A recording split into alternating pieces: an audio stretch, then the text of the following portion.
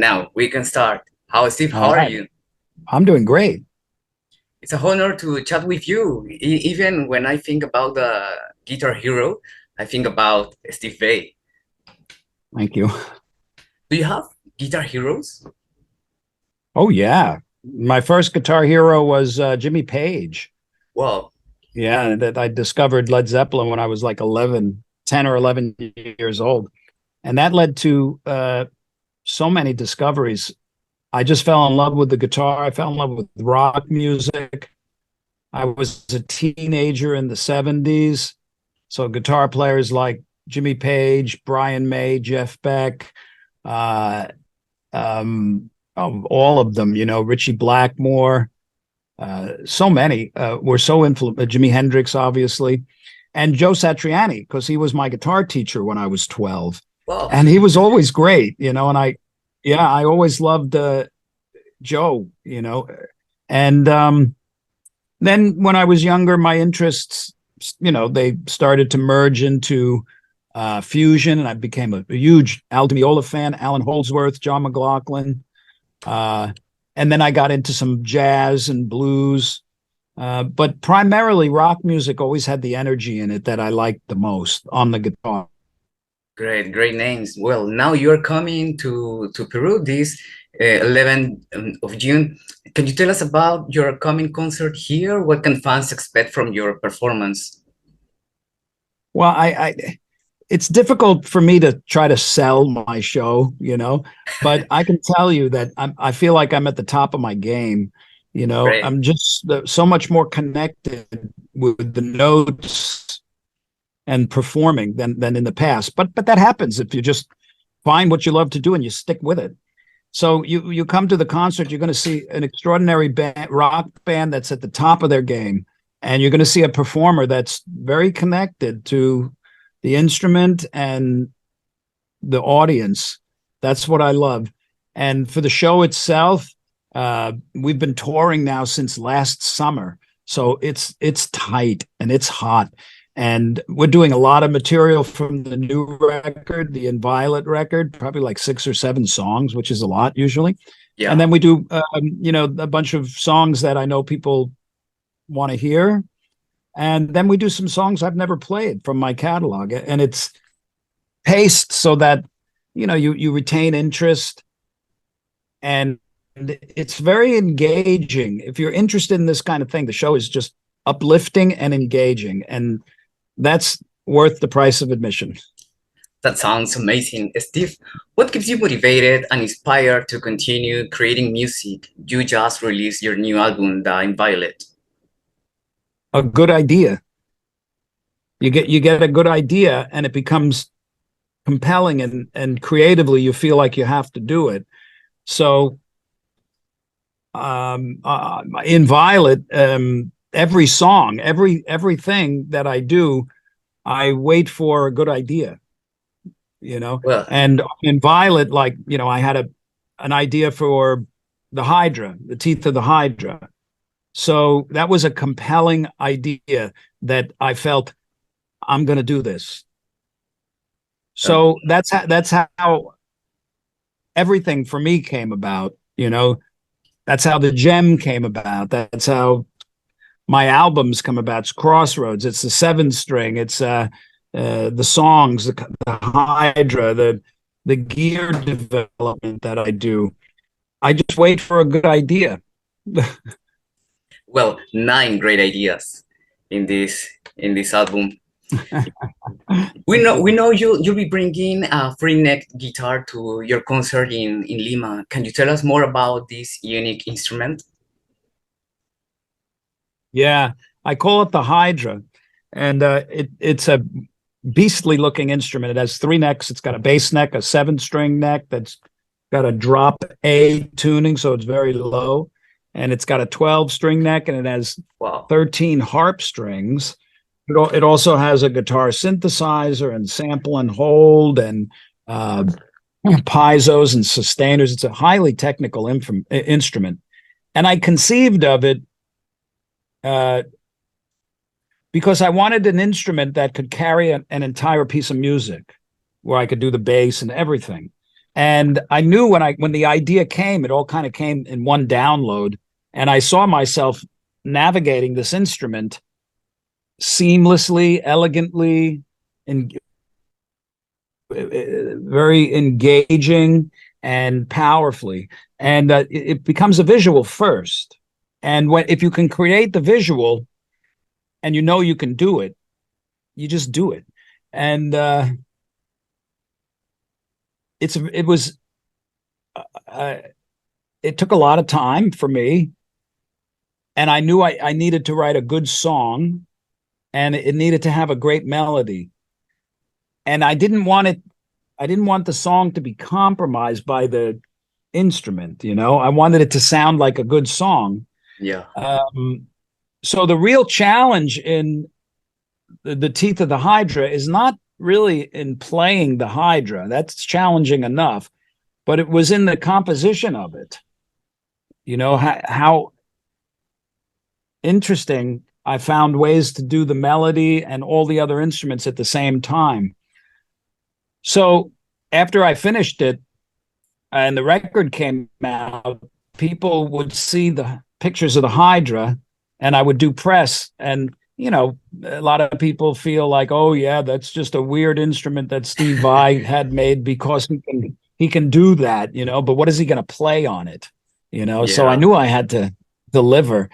And I started doing press, and I tell people I'm playing this whole song on the Hydra, and they say, oh, cool. And I say, well, no, it's all being played at the same time. You hear that it's all at one time. Whoa. And they'd be like, oh, cool. And then I knew they didn't understand. So I had some clips of on my iPhone of when I was working it out, and I'd show them, and they'd be like, oh. So I knew that I needed to make a video, because that's where the real entertainment value was going to be. Yeah. So I saved up some money because it was really expensive, and I made the video for Teeth of the Hydra. And there it is. It shows you all the ways that I perform it.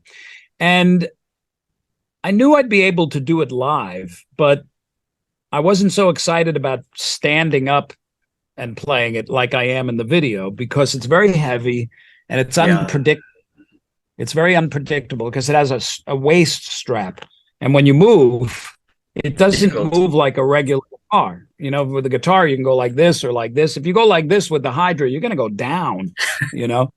So I wanted to bring it on the first European tour last summer, but I couldn't because I was recovering from shoulder surgery, and I couldn't even get my arm over the Hydra, you know, more or less do all that stuff. So when it came time to do the American tour, I was healed enough, and it worked out great. You know, I have the Hydra on a stand, and then we took it to Europe. We just got back from 8 weeks in Europe, again, Eastern Europe, and I brought the Hydra, and it was fantastic. And I decided to take it to South America.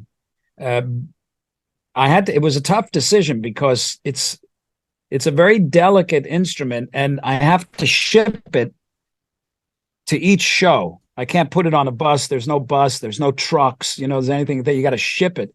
And it's tremendously expensive. You know, what it's going to cost me to ship the Hydra is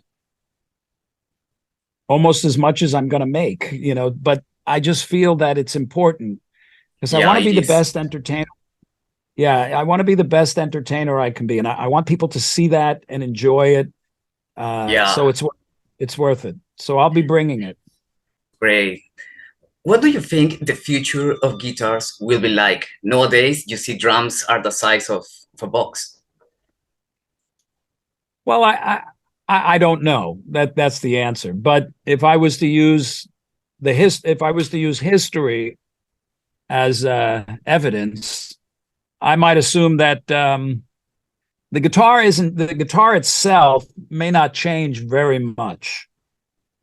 What people play on it will continue to change, and the technical ability of people playing the guitar has always increased through time, and at times it goes down. You know, certain periods like I don't know, the 90s. You know, there was guitar was important, but technique wasn't as important. But then it jumped up, and now in 2023, technique has gone to a level that is astonishing to me. So I might assume in the future the same thing will happen. People will see the technique of guitar players today and get frustrated because they don't want to sit for half of their life and practice, and they may do something more simple. But then there's always going to be people who are going to be inspired by virtuosity, and they're going to want to raise the bar. So where it goes, I don't know, but in my mind, I could see the future of a potential virtuoso doing things on the guitar where things like speed isn't an issue at all. It's only used for to get a point across. And the way they use two hands and the way they use volume and tones and effects and the amount of strings and things like that, I think that's going to continue to evolve dramatically. Great answer. Can't wait to see it. Yeah, me too. Yeah. You're known for your exceptional guitar skills and technique. How many hours in a day do you practice playing the guitar? Well, when I was younger, I practiced all day. But I don't sit and like practice scales and stuff like that. I haven't done that in many years. The amount of time I spend on a guitar each day is based on what I'm working on. Sometimes I don't play at all because I might be doing drums, recording drums, or recording keyboards or mixing. But sometimes it's all day because I'm working on something to record, or I'm recording guitars. So, or I'm preparing for a tour. When I prepare for a tour, I play a lot. So like today, I'll probably, well, I'm going out with some friends tonight, so I'll probably only get to practice about 2 or 3 hours. Yeah. But most of the day I play for about 5 or 6 hours. Yeah, like that. Great. Steve, during your career, you have collaborated with many talented musicians. Is there anyone you haven't worked with but would love to collaborate with in the future?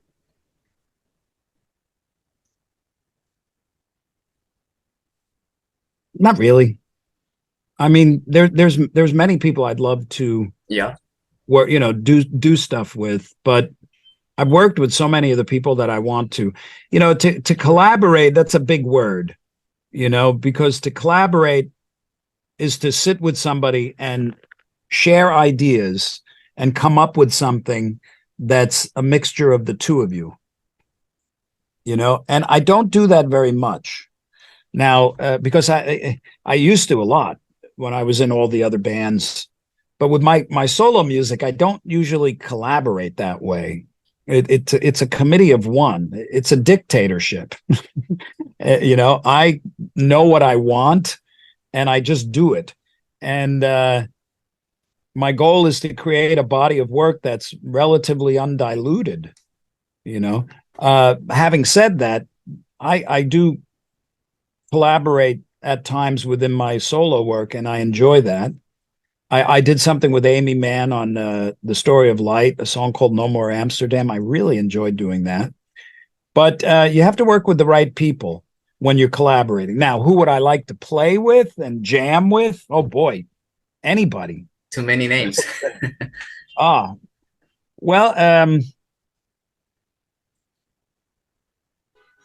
I got to collaborate a little bit, jam with my friend Jacob Collier. He's fun because he has such great ears. I've always been a fan of Tom Waits. I'd love to kind of do something with him. It's unlikely it'll happen, but I would love to sit with Jimmy Page and just play. Oh, yeah. I don't know if he does that anymore, but so you asked, there it is. And do you have favorite female guitarists? Well, I look at guitarists as guitarists because I don't put a sex to it, Okay. because, as as a lover of the guitar, I appreciate anybody that plays, you know, and I see some fantastic male and female players.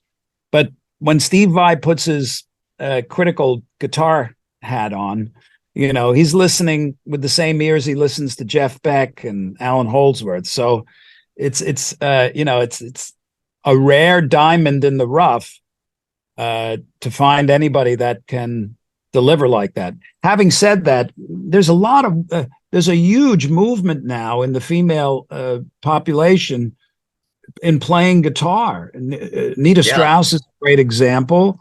I